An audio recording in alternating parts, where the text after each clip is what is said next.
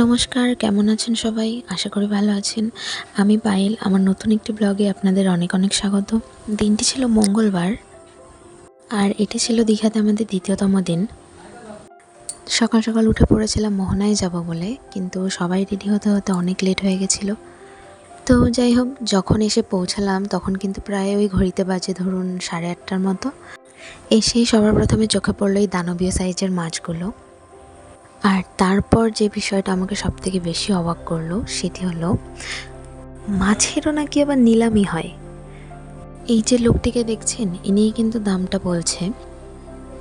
ছোট থেকে টিভিতে দেখে আসছি যে বাড়ি, ঘর, ফার্নিচার অনেক কিছুরই নিলামি হয়। এই প্রথমবার কিন্তু আমি মাছের নিলামি দেখ।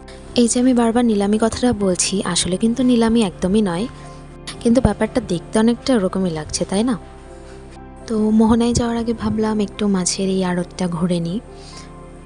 যদিও পুরো মার্কেটটা কিন্তু ঘোরা হয়নি, কারণ এটা এত বড়ই একটা জায়গা যে পুরো ঘুরতে গেলে সারা দিন লেগে যাবে। আর এত ধরনের মাছ এখানে রয়েছে, কিন্তু যত ধরনের মাছই থাকুক না কেন, এখানকার লোকেরা কিন্তু বেশিরভাগই চিংড়ি, ইলিশ, পমফ্লেট আর কাঁকড়া এসবই খেয়ে থাকে। এখানে এগুলোই বেশি চলে। আর এই যে দেখছেন ক্যারেট ক্যারেট ভর্তি করে এরা কিন্তু মাছ রেডি করছে, এগুলো চলে যাবে অনেক দূরে দূরে। আর এই যে লোটে মাছ,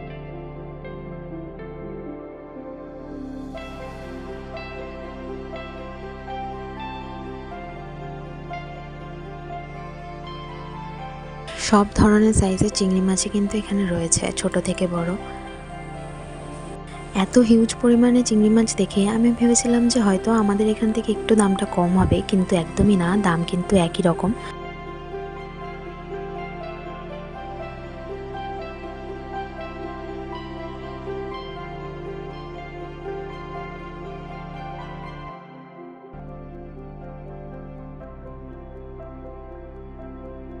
তো এই যে কথা বলতে বলতে সামনের দিকে এগিয়ে এসেছি, আর এদিকে কিন্তু চলছে আরও এক জায়গাতে নিলামি। এদের ভাষাগুলো কিন্তু একটু অন্যরকম, যেই জন্য বুঝতে সমস্যা হচ্ছিল। সবটুকু বুঝতে না পারলেও এটুকু বুঝতে পেরেছি যে এখানে দরদাম চলছে। চলুন কথা বলতে বলতে এগিয়ে যায় সামনের দিকে। আর এই যে এখানে কিন্তু রয়েছে হাঙর মাছ, যেটা আমি কিন্তু ফার্স্ট টাইম দেখলাম, আগে কখনো দেখিনি। এত মাছ এখানে, মাছে মাছন তো একটা ব্যাপার। যারা মাছ পছন্দ করে না তাদেরও এই জায়গাতে আসলে ভালো লাগবে। আর এখানে আরও একটা বিষয় আমার খুব অবাক লেগেছিল, এই যে কিছু পমফ্লেট মাছ দেখছেন, তো কিছু মাছ রয়েছে ভীষণ সাদার উপর মতো চকচক করছে, আর কিছু মাছ রয়েছে একদম কালো। এই ব্যাপারটা কেন হয়, যদি কেউ জেনে থাকেন অবশ্যই জানাবেন। আর হ্যাঁ, এখানে কিন্তু শুধু মাছই নয়, রয়েছে ছোটো মতো একটা মার্কেটও, যেখান থেকে টুকিটাকি জিনিস কেনা যাবে। দেখুন আশেপাশে রয়েছে জুতোর দোকান, দু একটা জামা কাপড়ের দোকান। তো যাই হোক, এখন মার্কেটটা ক্রস করে কিন্তু বেরিয়ে যাচ্ছিলাম মোহনার দিকে। আর ওই যে লেখা রয়েছে দীঘা মোহনা, ঠিক এই মুহূর্তে চোখে পড়লো শুটকি মাছ। শুটকি মাছও যে এত ধরনের হয় সেটা কিন্তু আমার জানা ছিল না, আমি কিন্তু দেখে বেশ অবাকই হয়েছিলাম। তারপর যেটা দেখলাম আরও একটা অবাক করার মতো জিনিস, সেটা শুটকি মাছ কিভাবে তৈরি করা হচ্ছে এখানে, সেটা দেখুন। জায়গাটা কিন্তু ভীষণ নোংরা, আমাকে যেতে সবাই বারণ করছিল। শুধুমাত্র ভিডিও করব বলেই কিছুটা সামনে যতটা যাওয়া যায় ততটা এগিয়ে গিয়েছিলাম। দেখছেন এখানে ওই যে সারি সারি করে ঝোলানো রয়েছে, সেগুলো কিন্তু মাছ, নানান ধরনের মাছ। ওখানে মাথার দিকটা নিচের দিক ঝুলিয়ে লেজের দিকটা কিছু দিয়ে একটা বেঁধে রেখেছে। নিচে কিন্তু ভীষণই নোংরা। আমি কিন্তু ভীষণ শুটকি লাভার, কিন্তু এটা দেখে একটু তো গা ঘিন ঘিন করেছিল অবশ্যই। আর সত্যি বলতে আমি শুটকি যেটা খাই ফ্যাসা মাছ, আমি কিন্তু জানতাম যে শুটকি ওই একটাই হয়, কিন্তু এখানে এসে দেখতে পাচ্ছি যে না, সব রকম মাছেরই শুটকি মাছ হয়। দেখছেন কত রকমের ভ্যারাইটিস। আর চিংড়িগুলোকে কী করে এরকম কালার করলাম সেটাই বুঝতে পারলাম না, 3-4 ধরনের কালার করে রেখেছে শুটকিগুলোকে। এটা কী করে করেছে, কেউ যদি জেনে থাকেন অবশ্যই কমেন্টে জানাবেন। আর এদিকে যেতে যেতে দেখছি মোহনায় যাওয়ার রাস্তাতে অনেক দোকান রয়েছে, সেখানেও রয়েছে কিছু শুটকি মাছ, তারপর নানান ধরনের দোকানপাট, শাখা। আর এই দোকানটাতে দেখুন, এই দোকানটাতে ইলিশেরও শুটকি মাছ বিক্রি হচ্ছে।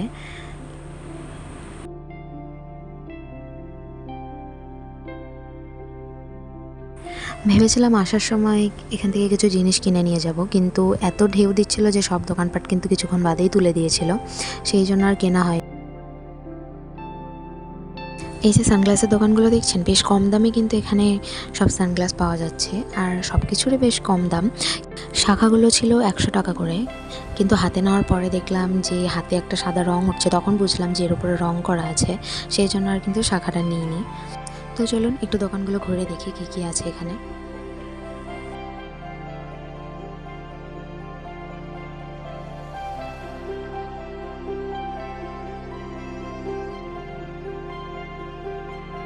দোকানপাট ঘুরতে ঘুরতে হট করে যখন বাদিকে তাকালাম, তখন দেখলাম যে এই ডলারগুলো দেখুন কিভাবে দুলছে, কি ভয়াবহ একটা দৃশ্য, তাই না?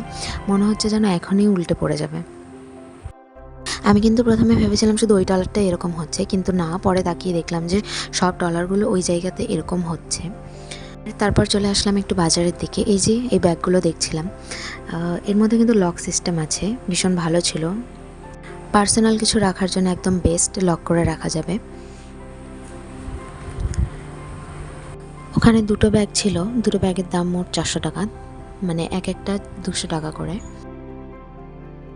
ব্যাগটা ভীষণ পছন্দ হয়েছিল, কিন্তু ব্যাগে একটা ডিফেক্ট ছিল বলে ব্যাগটা শেষে নেওয়া হয়নি। লকের জায়গাগুলো দেখে মনে হচ্ছিল যে একটু ডিস্টার্ব হতে পারে কিছুদিন ইউজ করার পরে, সেই জন্য আর নিইনি। এত সুন্দর একটা জায়গা, কিন্তু মন চাইলেও নিচে নামতে পারছি না, কারণ দেখে হয়তো বুঝতেই পারছেন যে ভীষণ নোংরা জায়গাটা। ইচ্ছে কিন্তু করছিল যে দূরে ওই সমুদ্রের ধারটা থেকে একটু বসে থাকি, কিন্তু উপায় ছিল না। তো যাই হোক, এখন ফিরে যাচ্ছি হোটেলের দিকে। তো আমরা কিছু খাওয়া দাওয়া করে নিয়েছি, আর এখন কিন্তু চলে যাচ্ছি উদয়পুর সি বিচে। আর এই যে সেই নাম করা উদয়পুর সি বিচ, যেখানে আজকে ঢেউ কিন্তু ছিল ভীষণ। আমরা যখন গিয়েছিলাম তখন কিন্তু দোকানপাট সেরকম কিছু বসেছিল না, প্রায় আধ ঘন্টা 1.5 ঘন্টা পর কিন্তু সবাই এখানে বসা স্টার্ট করেছে। আমরাও একটা জায়গা নিয়েছিলাম, আর সেদিকেই চলে যাচ্ছি এখন।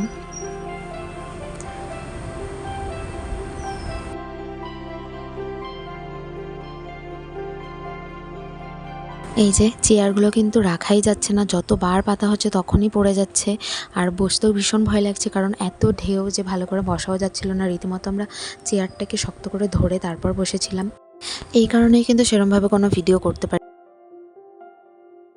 তো আজকের মতো ভিডিওটা এখানেই শেষ করছি। সবাই অনেক ভালো থাকবেন, সুস্থ থাকবেন, দেখা হচ্ছে নেক্সট ভিডিওতে। বাই।